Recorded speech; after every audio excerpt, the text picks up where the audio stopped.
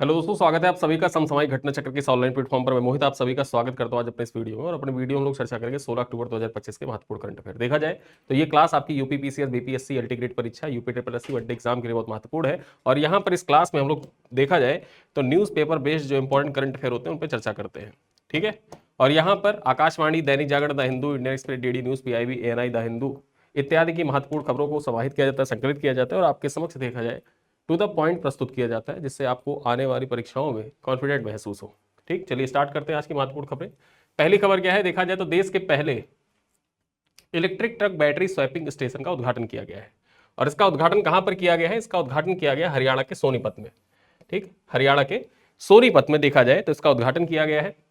हरियाणा के सोनीपत में देश का पहला इलेक्ट्रिक ट्रक बैटरी स्वैपिंग और चार्जिंग स्टेशन शुरू हुआ है। इसका उद्घाटन किसके द्वारा किया गया है? तो नितिन गडकरी के द्वारा इसका उद्घाटन किया गया। ये पॉइंट आपको याद रखना है। ठीक है। और यहीं पर देखा जाए हरियाणा में ही नमो वन कार्यक्रम, ठीक है, शुरू किया गया था।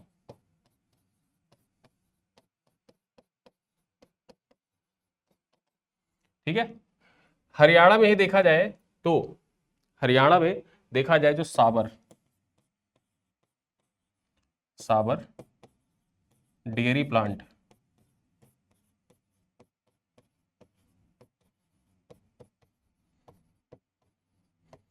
का उद्घाटन किया गया। और ये एशिया का सबसे बड़ा डेयरी प्लांट है। एशिया का सबसे बड़ा डेयरी प्लांट साबर डेयरी प्लांट का उद्घाटन कहां पर किया गया? हरियाणा में किया गया था। ठीक है। और यहीं पर देखा जाए जो वन्यजीव सप्ताह होता है, वन्यजीव सप्ताह के अंतर्गत जो नमो वन कार्यक्रम है, इसका शुरुआत भी हरियाणा से किया गया था। चलिए देखते हैं आगे। तो ये स्टेशन जो है, यहां पर देखा जाए जो ये देश का पहला इलेक्ट्रिक ट्रक बैटरी स्वैपिंग और चार्जिंग स्टेशन है। यहां पर देखा जाए महज क्या होगा, 5 मिनट के अंदर जो ट्रक है ना, इलेक्ट्रिक ट्रक, उनकी बैटरियां महज 5 मिनट के अंदर चार्ज हो जाएंगी। ठीक है। महज 5 मिनट के अंदर देखा जाए कि बैटरियां चार्ज हो जाएंगी। और यह Delhi international cargo terminal Gannaur में बनाया गया है। अब तक ईवी बैटरी की कीमत जो थी वो 50 से 60% तक घट चुकी है, जिससे इलेक्ट्रिक वाहन जो है वो सस्ते और टिकाऊ हो रहे हैं। ठीक है। अगली खबर देखा जाए क्या है, एआई ऐप है ओपल। ठीक, ये गूगल का नया एआई ऐप है, ओपल नाम है इसका, याद रखना। ये ओपल किसका एआई ऐप है, किसके द्वारा विकसित किया गया है? परीक्षा वहां से पूछे तो गूगल के द्वारा विकसित किया गया है। ठीक। और गूगल के द्वारा विकसित किया गया, इसके बारे में कुछ महत्वपूर्ण पॉइंट जान लेते हैं। यहां पर देखा जाए तो गूगल ने अपने एआई ऐप ओपल को 15 देशों में लॉन्च किया है। 15 देशों में लॉन्च किया है, जिनमें देखा जाए कुछ महत्वपूर्ण देश जिसमें भारत, जापान, ब्राजील, दक्षिण कोरिया और कनाडा सम्मिलित है। यहां पर चर्चा करें तो ये टूल बिना कोडिंग के सिर्फ भाषा में लिखे गए निर्देशों से ऐप बनाएगा। यहां पर जो ये ओपल है ना, ये ओपल क्या करेगा, ये टूल है एक, और ये ऐप बनाने का कार्य करेगा। पहले क्या होता था कि कोडिंग आप देते थे, कोडिंग के माध्यम से ऐप बनता है। जो लोग कोडिंग सीखे रहते हैं, कोई ऐप बनाना होता है तो कोडिंग का प्रयोग करते हैं। लेकिन ये टूल ऐसा है कि ये देखा जाए तो बिना कोडिंग के सिर्फ जिस भाषा में आप लिख देंगे, जो जो चीज आप चाहते हैं, आप हिंदी, इंग्लिश में कोई भी भाषा में आप लिख देंगे तो ये ऐप का निर्माण कर देगा। ठीक है। और यहां पर चर्चा करें, ओपल एआई टूल जो था ये जुलाई 2025 में अमेरिका में लॉन्च हुआ था। ठीक है। कहां पर इसको लॉन्च किया गया था, कब लॉन्च किया गया था? जुलाई 2025 में इसको अमेरिका में लॉन्च किया गया था। और ये किसका एआई टूल है? देखा जाए ओपल का संबंध किससे है?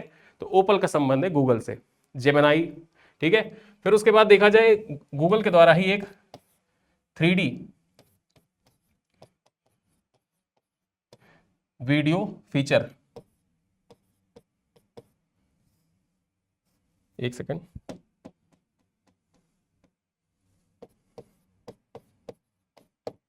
फीचर लॉन्च किया गया जिसका नाम क्या है? बीम। अब ये जो बीम है, बीम में होता क्या है? बीम में बेसिकली जैसे आप वर्चुअल किसी से बात करते हैं, ठीक है, बात करते हैं, वीडियो कॉल में बात करते हैं, इस बीम के माध्यम से क्या है कि वर्चुअली बात होगी आपकी, लगेगा 3D एनिमेशन के माध्यम से, मतलब 3D तरीके से आपकी बात होगी। आपको ये लगेगा कि सामने वो व्यक्ति बैठा हुआ है। ठीक है। उससे जब आपकी बात होती है तो ये बीम किसका है? बीम भी गूगल का ही है। जेमिनाई तो आप जानते ही हैं गूगल का है। साथ ही साथ देखा जाए तो एलएम भी गूगल का है, गूगल एलएम। जो नोटबुक एलएम है ये भी गूगल का है। नोटबुक एलएम तो आप खुद भी ट्राई कर सकते हैं। आप बहुत से ऑडियो बुक देखते होंगे, बहुत से ऑडियो बुक आप देखा जाए तो आप यूट्यूब पर देखते हैं आजकल बहुत से ऑडियो बुक आपको दिखेंगे, वो सारे जो ऑडियो बुक होते हैं जनरेट कहाँ से होते हैं, इसी नोटबुक एलएम से जनरेट होते हैं। बहुत से एनिमेटेड वीडियो आपके बनते हैं, वो यहाँ से आपके बन जाते हैं, वीडियो भी बन जाता है। नोटबुक एलएम जो है ये ऑडियो फॉर्मेट में भी वीडियो बना देता है और वीडियो फॉर्मेट में भी वीडियो बना देता है। ठीक है, चलो आगे चलते हैं। पुरी में बनेगी जगन्नाथ मंदिर की डिजिटल लाइब्रेरी। यहाँ पर देखा जाए जगन्नाथ मंदिर है, यहाँ की डिजिटल लाइब्रेरी कहाँ पर बनेगी, पुरी में बनेगी। चर्चा कर लेते हैं। तो पुरी उड़ीसा में जगन्नाथ मंदिर से जुड़ी दुर्लभ दस्तावेज जो है और पांडुलिपियां हैं उनको सुरक्षित रखने के लिए एक डिजिटल लाइब्रेरी बनेगी। ठीक है, तो जो दुर्लभ दस्तावेज और पांडुलिपियां हैं पुरी के जगन्नाथ मंदिर की, उनको सुरक्षित रखने के लिए एक डिजिटल लाइब्रेरी का निर्माण उड़ीसा में किया जाएगा। और इसका नाम क्या होगा, यह नाम बहुत महत्वपूर्ण हो जाता है, ज्ञान यज्ञ मंडप। ज्ञान यज्ञ मंडप नाम से देखा जाए तो यह डिजिटल लाइब्रेरी होगी और जगन्नाथपुरी के जो दुर्लभ दस्तावेज और पांडुलिपियां हैं उनको संरक्षित यहां पर किया जाएगा। ठीक है, पुरानी रघुनंदन लाइब्रेरी की जगह एक नया शोध केंद्र भी बनाया जाएगा। आगे चर्चा करें, अगली खबर क्या है, नवी मुंबई इंटरनेशनल एयरपोर्ट का उद्घाटन। यहां पर चर्चा करें तो पीएम मोदी ने नवी मुंबई इंटरनेशनल एयरपोर्ट के पहले चरण का उद्घाटन किया है। इसकी लागत 19,650 करोड़ रुपए है और उड़ानें दिसंबर तक शुरू होने की संभावना है। टर्मिनल भवन जो है यह कमल के आकार का है। यहां का जो टर्मिनल भवन बनाया गया है, मुख्य टर्मिनल भवन नवी मुंबई इंटरनेशनल एयरपोर्ट का, उसका जो टर्मिनल भवन है वो कमल के आकार का है। एक पॉइंट यहां पर आप याद रखिएगा, भारत में देखा जाए जो विमानन क्षेत्र है वो तेजी से बढ़ रहा है, तेजी से विकसित हो रहा है, तेजी से समृद्ध हो रहा है। 2014 में देश में जहां 74 हवाई अड्डे थे, 2025 में देखा जाए इनकी संख्या बढ़कर कितनी हो गई है, 160 से अधिक हो गई है। ठीक है, और सर्वाधिक वृद्धि देखा जाए, सर्वाधिक वृद्धि कहां पर देखी गई है, उत्तर प्रदेश में देखी गई है। ठीक है, यूपी में देखी गई है। और यूपी में देखा जाए तो इंटरनेशनल एयरपोर्ट की संख्या भी सर्वाधिक है। सबसे ज्यादा इंटरनेशनल एयरपोर्ट कहां पर है, उत्तर प्रदेश में है। यहां पर देखा जाए भारत जो है ये दुनिया में तीसरे सबसे बड़ा घरेलू विमानन बाजार भी है। भारत दुनिया का तीसरा सबसे बड़ा घरेलू विमानन बाजार है। ठीक है, 74 हवाई अड्डे थे, इनकी संख्या बढ़कर कितनी हो गई है, 160 हो गई है। और सर्वाधिक वृद्धि कहां पर देखी गई है, एयरपोर्टों के मामले में उत्तर प्रदेश में। और उत्तर प्रदेश में ही देखा जाए तो सबसे ज्यादा अंतरराष्ट्रीय हवाई अड्डे भी है। आगे चलिए चर्चा करते हैं, यहां पर देखा जाए सोनाली घोष के बारे में। सोनाली घोष को मिला अंतरराष्ट्रीय संरक्षण पुरस्कार। चर्चा कर लेते हैं, यह है सोनाली घोष। ठीक है, काजीरंगा नेशनल पार्क की निदेशक है। चर्चा करते हैं तो काजीरंगा नेशनल पार्क की निदेशक सोनाली घोष को कैंटन आर मिलर अवार्ड मिला है। ठीक है, ये कैंटर आर मिलर अवार्ड जो है इसे किसे सम्मानित किया गया है, सोनाली घोष को सम्मानित किया गया है। और ये अवार्ड पाने वाली ये पहली भारतीय है। ठीक है, ये अवार्ड पाने वाली ये पहली भारतीय है, इसी वजह से इनका नाम बहुत महत्वपूर्ण हो जाता है। सोनाली घोष का नाम याद रखिएगा, अगले 1 साल तक इनका नाम आपकी परीक्षा के लिए इंपॉर्टेंट है। देखा जाए तो यह सम्मान राष्ट्रीय उद्यानों और संरक्षित क्षेत्रों में इनोवेशन के लिए दिया जाता है। इसे world commission on protected area की ओर से प्रदान किया जाता है। ये अवार्ड जो है ये किसकी ओर से प्रदान किया जाता है, तो world commission on protected area, उसकी ओर से ये पुरस्कार जो है कैंटन आर मिलर अवार्ड ये प्रदान किया जाता है। परीक्षा में आपसे कैसे पूछेगा, आपसे 2 कथन दे देगा। ठीक है, आपको 2 कथन दे देगा और वहां 2 कथन से आपसे सवाल पूछेगा। वो 2 कथन कैसे रहेगा, पहला कथन तो ये रहेगा कि वर्ष 2025 के लिए, ठीक, वर्ष 2025 के लिए कैंटन आर मिलर अवार्ड जो है सोनाली घोष को प्रदान किया गया है। और दूसरा कथन ये रहेगा कि यह पुरस्कार IUCN के द्वारा दिया जाता है। ठीक, IUCN के द्वारा दिया जाता है, यह दूसरा कथन रहेगा। तो यहां पर पहला कथन तो सही हो जाएगा, सोनाली घोष को प्रदान किया गया है, लेकिन दूसरा कथन है वो गलत हो जाएगा। ये IUCN के द्वारा नहीं प्रदान किया जाता है, ये world commission on protected areas की ओर से प्रदान किया जाता है। और यही सवाल ऐसे ही देखा जाए तो UPPCS अपना ट्रेंड ऐसे ही बना रहा है। आप LT ग्रेड की परीक्षा देने जा रहे हैं तो उसमें जो GS का पेपर है वहां पर देखा जाए 30 नंबर का GS आना है, उसमें करंट अफेयर के सवाल भी आएंगे। और उस करंट अफेयर के सवाल के दृष्टिकोण से देखा जाए तो आपको नए पैटर्न से जो करंट अफेयर की चीजें हैं, जैसे खासकर अवार्ड हो गया, नियुक्तियां हो गई, अंतरराष्ट्रीय नियुक्तियां हो गई, अंतरराष्ट्रीय पुरस्कार हो गए, सम्मान हो गए, खेल हो गए, उनसे संबंधित जो आप सवाल तैयार करेंगे उनको इसी प्रकार से तैयार करिएगा जैसे अभी आपका UPPCS का प्रीलिम्स का पेपर हुआ। ठीक है, हालांकि LT ग्रेड के लिए टारगेटेड हम लोग कुछ ना कुछ लेकर आएंगे जरूर, करंट अफेयर से दृष्टिगत ध्यान में रखते हुए, लेकिन आप साथ साथ में जो भी डेली करंट अफेयर की क्लास आती है उसको इस तरीके से पढ़ते चले कि यहां से सवाल आपकी परीक्षाओं में संभावित है। आगे देखें, नेपाल श्रीलंका में रुपए में कर्ज दे सकेंगे भारतीय बैंक। चर्चा करते हैं यहां पर, तो RBI यानी कि आरबीआई ने बैंकों को नेपाल, भूटान और श्रीलंका के निवासियों को रुपए में ऋण देने की अनुमति दे दी है, जिससे सीमा पार व्यापार आसान होगा। यहां पर देखा जाए तो निर्यातकों के लिए विदेशी मुद्रा खाते में अप्रयुक्त राशि वापस भेजने की समय सीमा भी बढ़ाई गई है। यह घोषणा आरबीआई ने अपनी मौद्रिक समीक्षा में की है और यह कदम विदेशी विनियमन प्रबंधन उधारी एवं ऋण विनियमन जो है 2018 का, साथ ही साथ देखा जाए तो विदेशी मुद्रा खाता प्रबंधन विनियमन 2015 का है। ठीक, इसमें संशोधन के तहत यह कदम उठाया गया है और इसका उद्देश्य क्या है? तो इसका उद्देश्य बाहरी व्यापार और भुगतान को सुगम बनाना है। ठीक है, बाहरी व्यापार और भुगतान जो है उसको सुगम बनाने के उद्देश्य से देखा जाए तो आरबीआई के द्वारा यह अनुमति दे दी गई है कि अब नेपाल और श्रीलंका के निवासी जो है उनको रुपए में ऋण प्रदान किया जा सकता है। ठीक, चलिए आगे देखते हैं। HIV, सिफालिसिस और हेपेटाइटिस बी के मां से बच्चे में संचरण को समाप्त करने का सत्यापन।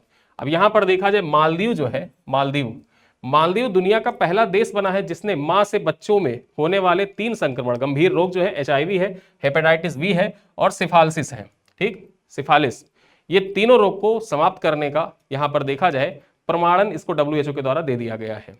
ठीक, यहां पर चर्चा करते हैं, WHO ने इसकी औपचारिक पुष्टि की है और इसे ट्रिपल एलिमिनेशन कहा जाता है। तो ये 3 रोग है ना, हेपेटाइटिस बी, सिफालिस और HIV, इन तीनों रोगों को मां से बच्चे में संक्रमण जो है उसको रोकने के लिए देखा जाए तो मालदीव यहां पर अपने कार्य में उत्कृष्ट रहा और इसकी पुष्टि देखा जाए WHO के द्वारा की गई है और इसीलिए देखा जाए जो ये तीनों रोग हैं, इन तीनों रोगों को रोकथाम के लिए यहां पर मालदीव को औपचारिक रूप से घोषणा मालदीव की गई है कि मालदीव में ये तीनों रोग समाप्त किया है और इसको ट्रिपल एलिमिनेशन कहा जाता है। क्या कहा जाता है? Triple elimination. चलिए आगे चर्चा करते हैं, हेनले पासपोर्ट इंडेक्स के बारे में चर्चा करते हैं। हालांकि पहले हेनले पासपोर्ट इंडेक्स होता था, पूरे साल में एक बार आता था, लेकिन अब ये त्रैमासिक रूप से आता है, 3 महीने में अपडेट होता रहता है।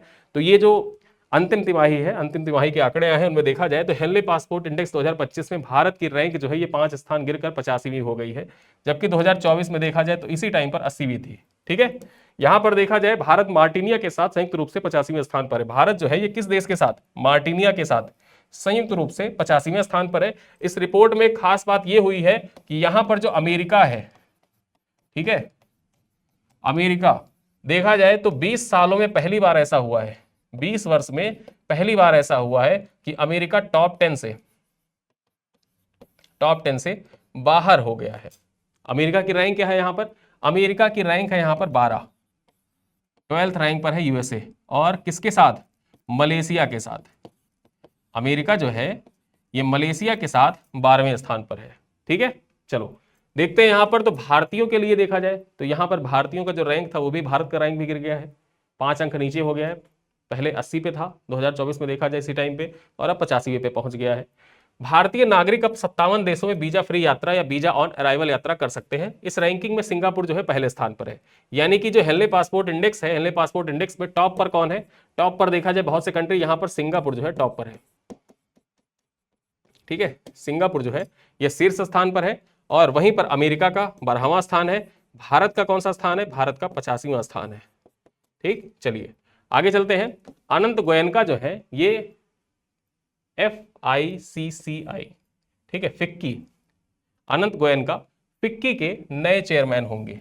चर्चा कर लेते हैं यहां पर देखा जाए तो 14 अक्टूबर को federation of Indian chambers of commerce and industries यानी कि फिक्की के नए चेयरमैन का नाम का ऐलान हुआ है। अनंत गोयनका इससे पहले देखा जाए सीएट के एमडी, जो सीएट टायर है ना, सीएट टायर के एमडी और सीईओ रह चुके हैं, ये है अनंत गोयनका। अब ये फिक्की के नए चेयरमैन होंगे, और फिक्की के चेयरमैन से संबंधित सवाल आपकी परीक्षा में पूछा जा चुका है। देखा जाए तो यूपी जो जज की परीक्षा हुई थी, जुडिशरी की परीक्षा हुई थी, उसमें पूछा गया था फिक्की के चेयरमैन, और यूपी एपीओ, ठीक, यूपी एपीओ, इन दोनों परीक्षाओं में पूछा जा चुका है फिक्की के चेयरमैन के बारे में। तो यहां पर चर्चा करें, आरपीजी समूह के वाइस चेयरपर्सन अनंत गोयनका साल 2025-26 के नए चेयरपर्सन होंगे फिक्की के। सीनियर वाइस चेयरमैन अनंत गोयनका जो है ये अगले महीने के अंत में होने वाली वार्षिक आम बैठक में हर्षवर्धन अग्रवाल का स्थान लेंगे। वर्तमान में देखा जाए तो हर्षवर्धन अग्रवाल जो है ये है फिक्की के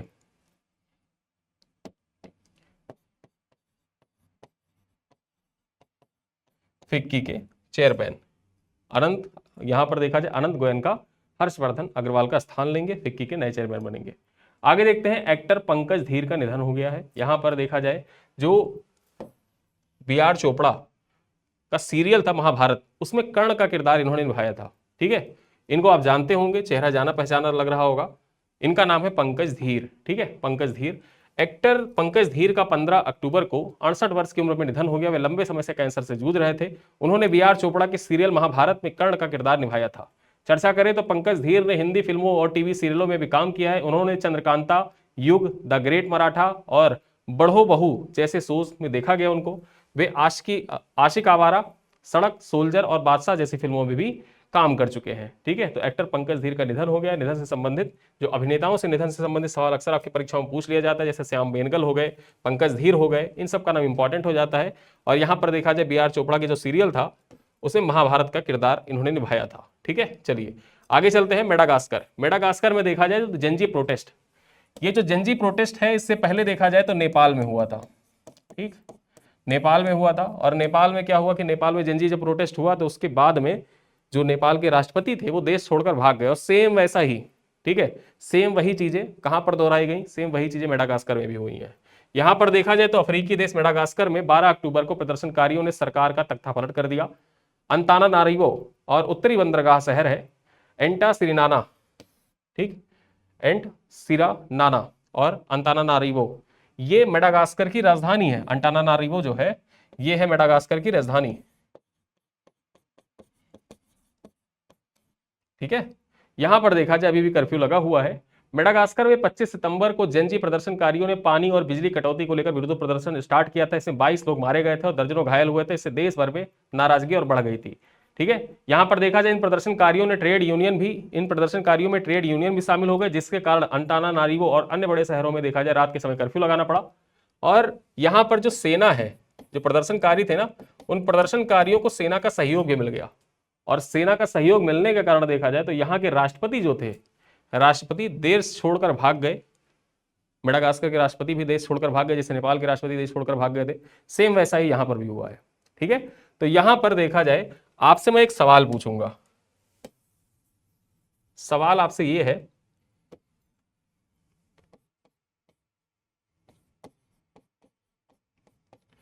नेपाल की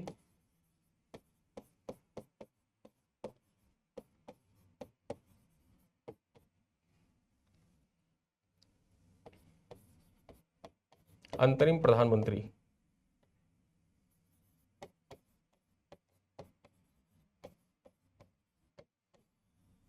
कौन है? ठीक है, नेपाल के अंतरिम प्रधानमंत्री कौन है ये आप कमेंट बॉक्स में बताएंगे। चलिए कुछ प्रश्न है आपके लिए। पहला प्रश्न क्या कह रहा है, देश का पहला इलेक्ट्रिक ट्रक बैटरी स्वैपिंग और चार्जिंग स्टेशन कहां स्थापित किया गया है? गुरुग्राम में, सोनीपत, पुणे या चेन्नई में? क्वेश्चन नंबर 2 क्या कह रहा है, गूगल का एआई ऐप ओपल किस विशेषता के लिए जाना जाता है? बिना इंटरनेट के काम करता है ये, बिना कोडिंग के भाषा से ऐप बनाता है, एआई आधारित सर्च इंजन है ये, म्यूजिक कंपोजिशन के लिए उपयोगी है। ठीक है, तो किस लिए देखा जाए जो ओपल है ये किस लिए फेमस है ये आपको कमेंट बॉक्स में बताना है। क्वेश्चन नंबर 3 क्या कह रहा है, हेनले पासपोर्ट इंडेक्स 2025 में भारत की रैंकिंग क्या रही? 75वीं, 80, 85 या 90? क्वेश्चन नंबर 4 है, काजीरंगा नेशनल पार्क की निदेशक सोनाली घोष को कौन सा अंतरराष्ट्रीय संरक्षण पुरस्कार मिला है? Goldman environmental prize, Kenton R Miller award, green leaf award या इको गार्ड अवार्ड? कौन सा अवार्ड मिला है ये आप कमेंट बॉक्स में बताएं। बहुत महत्वपूर्ण हो जाता है कि परीक्षा के दृष्टिकोण से देखा जाए तो ये मोस्ट इंपॉर्टेंट सवाल है, आपके एग्जाम में पूछा जा सकता है। देखा जाए तो क्वेश्चन नंबर 5वां क्या है, पूरी उड़ीसा में बनने वाले जगन्नाथ मंदिर से जुड़ी डिजिटल लाइब्रेरी का नाम क्या होगा? ज्ञान मंदिर केंद्र, ज्ञान यज्ञ मंडप, रघुनंदन रिसर्च भवन या श्री जगन्नाथ अभिलेखालय? ठीक है, तो यहां पर 4 ऑप्शन है और इन चारों ऑप्शनों में देखा जाए कौन सा ऑप्शन सही होगा ये आप कमेंट बॉक्स में बताएं। तो ये 5 सवाल थे और साथ ही साथ मैंने आपसे पूछा कि नेपाल के जो अंतरिम प्रधानमंत्री उनका नाम क्या है। इन 6 सवालों का जो उत्तर है वो आप कमेंट बॉक्स में जरूर लिखिएगा। वीडियो बहुत लंबा नहीं है और इसमें देखा जाए 17 अक्टूबर के महत्वपूर्ण करंट अफेयर होते हैं कंप्लीट। अगला वीडियो आएगा 18 अक्टूबर का। मिलते हैं अगली वीडियो, तब तक के लिए बहुत बहुत धन्यवाद। वीडियो पसंद आए तो अपने दोस्तों के साथ आप साझा करिएगा, कोई फीडबैक हो तो कमेंट बॉक्स में आप लिख सकते हैं, साथ ही साथ वीडियो को लाइक करिएगा। मिलते हैं अगली क्लास में, तब तक के लिए बहुत बहुत धन्यवाद।